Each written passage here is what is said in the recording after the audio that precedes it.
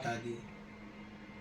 गोत्र की उत्पत्ति कैसे हुई, क्या है गोत्र, किसका कौन सा गोत्र है, कैसे आप जानेंगे। आप सब जानना चाहते होंगे मेरा गोत्र क्या है और मेरे गोत्र की उत्पत्ति कैसे हुआ है, मेरा गोत्र कहाँ से उत्पन्न हुआ है। आप सब लोगों के मन में ये प्रश्न होगा। तो आप लोग जानेंगे आज इस वीडियो के माध्यम से जो शांडिल्य गोत्र है, शांडिल्य गोत्र कैसे उत्पन्न हुआ, शांडिल्य गोत्र आपका क्या लाभ कर सकता है।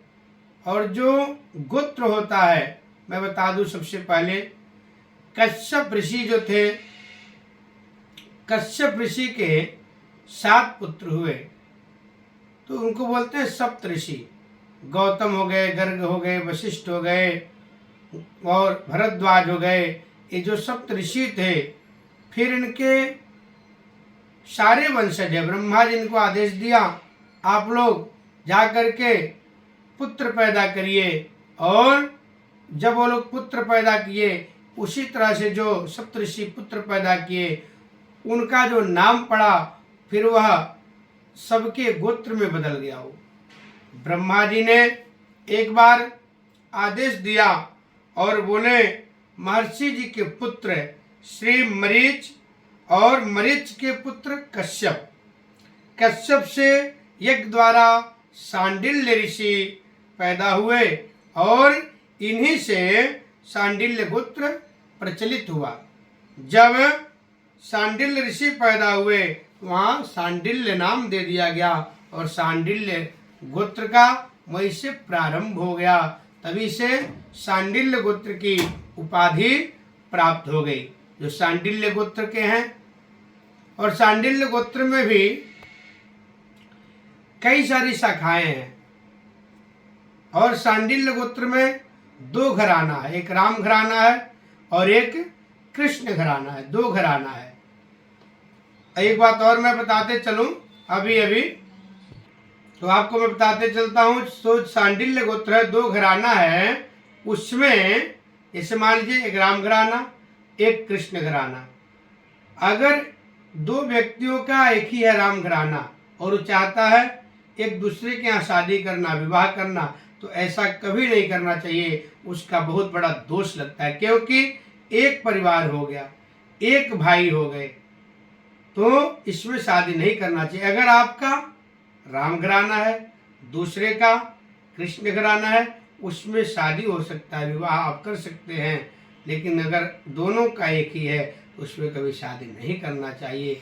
उसमें भी प्रयास करना चाहिए आपका परवर अलग हो, आपका सूत्र अलग हो, आपका इस्पात अलग हो। सारी जो आपकी परवर हो गया, इस्पात हो गया, गोत्र हो गया, वो बिल्कुल अलग अलग होना चाहिए, मैच नहीं करना चाहिए। तब आप एक दूसरे के यहाँ शादी कर सकते हैं। ये भी कन्फर्म करना बहुत जरूरी है। क्योंकि हमसे कई लोग पूछते हैं क्या मेरा भी राम घराना है और लड़की वालों का राम घराना है तो शादी हो सकती है। तो वहाँ मैं सीधे बोलता हूँ आप लोगों को शादी नहीं करना चाहिए। क्योंकि आप एक परिवार से हो गए, एक परिवार से आप आते हैं, तो आपको यह विवाह श्रेष्ठ नहीं माना जाता है। इसी तरह जब शांडिल्य गोत्र चला, कहते हैं कि अग्नि का भी, जो अग्नि होता है उसका भी गोत्र शांडिल्य है। जब यज्ञ होता है बड़े बड़े, तो उसमें आप लोग सुनते होंगे शांडिल्य गोत्र उत्पन्नस्य अग्नि, अग्नि का भी गोत्र शांडिल्य है। तो शांडिल्य गोत्र भी, इसमें बहुत राज्य छुपे हुए हैं। और शांडिल्य वंश में हुताशन नामक एक महाप्रतापी पुरुष पैदा हुआ था। बहुत बड़ा वह प्रतापी थे और अपने जीवन में बहुत ही बड़े बड़े काम किए। उनके वंश के पीछे काल और उनके पीछे मनोरथ तिवारी हुए।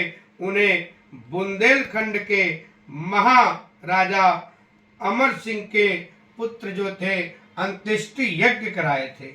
जब ये अंत्येष्टि यज्ञ कराए थे तो वहां पे उनको पुरोहित बनाया गया था। किसको? शांडिल्य गोत्र के ब्राह्मणों को। वहां शांडिल्य गोत्र ही वह पूजा संपन्न करवाए थे।